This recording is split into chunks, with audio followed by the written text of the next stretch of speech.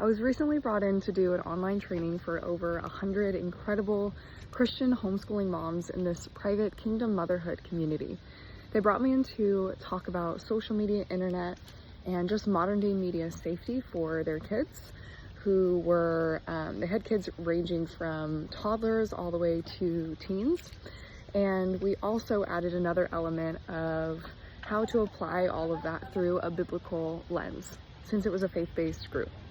And one of the myths that we debunked that most parents believe to be true, that I want you to walk away from this video today knowing the truth about, is that screen time limits alone are enough to keep your kids safe online.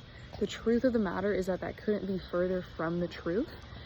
Platforms, algorithms, content shape our kids' beliefs at a subconscious level faster than any screen time limits can. That's the truth. Yes, screen time limits are important, and I'm going to share a story about when and how they are helpful, but they're just not the whole picture. And if you stay all the way to the end of the video, I'll share a way that you can check for your family-specific situation if you're checking off all the boxes on making sure they're staying as safe as possible online, how to make sure that they are so that you can have peace going to bed at night knowing that you're doing everything that you can.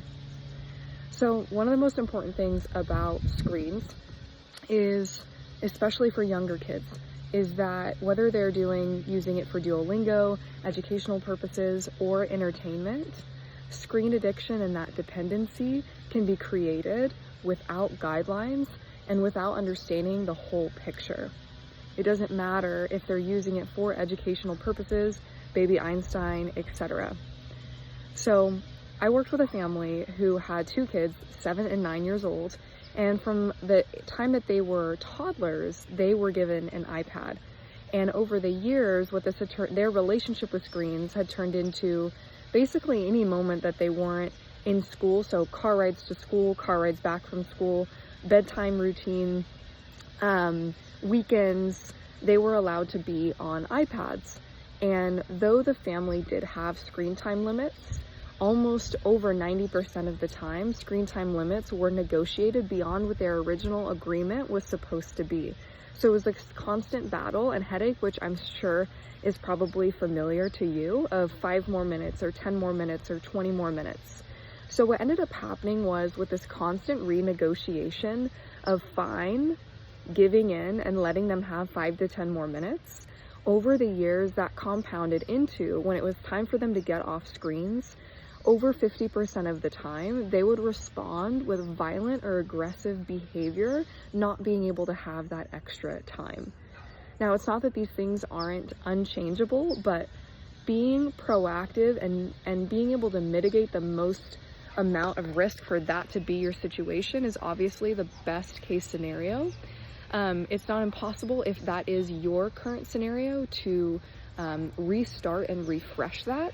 The point of this video isn't to get into how to do that today, but follow for more. And I do talk about digital detoxes, but that's a conversation for another time. So basically, I was having a conversation with the parents, and they were talking about how they were hearing other stories of kids their age starting to take their screens and sneak them into the bathroom and take pictures of themselves.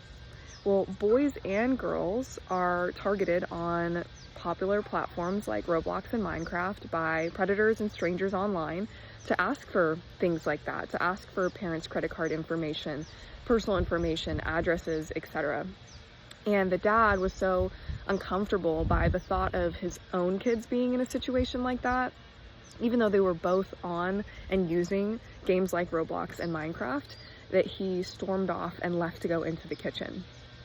Here's the truth.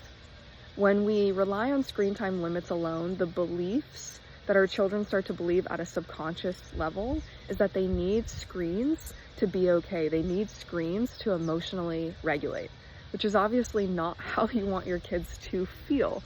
And so one of the most important things that you can do in the next 24 hours is start to have conversations with your kids. Avoiding conversations is not an option. To help them practice critical thinking, discernment, and self-control, talk to them about exactly this. Okay, so how does what you're watching and consuming, how might one consider how what you're watching and consuming shapes your thoughts or your beliefs or your identity, aka the way that you see yourself or others or the world? How is it impacting you? How might it be impacting your friends, right? You can take the pressure off of asking them how it might be impacting them, but to give them scenarios of how it might impact other kids their age or other people. And to hold space for a collaborative conversation where they can practice reflecting on the questions that you're giving them instead of just lecturing them, helping guide them to arrive at their own answers, to grow in critical thinking, discernment, and self-control. That way, one of the most important things that I know that you want from all of your parenting and all of your guidance is that when your kids are not with you, their natural inclination becomes more of how you want them to respond in ways that are healthy and safe for them. If this was helpful, comment below what your biggest takeaway was. If you're having this active conversation with your family right now, comment below what's working for you guys so other parents can see it and feel less alone in their journey.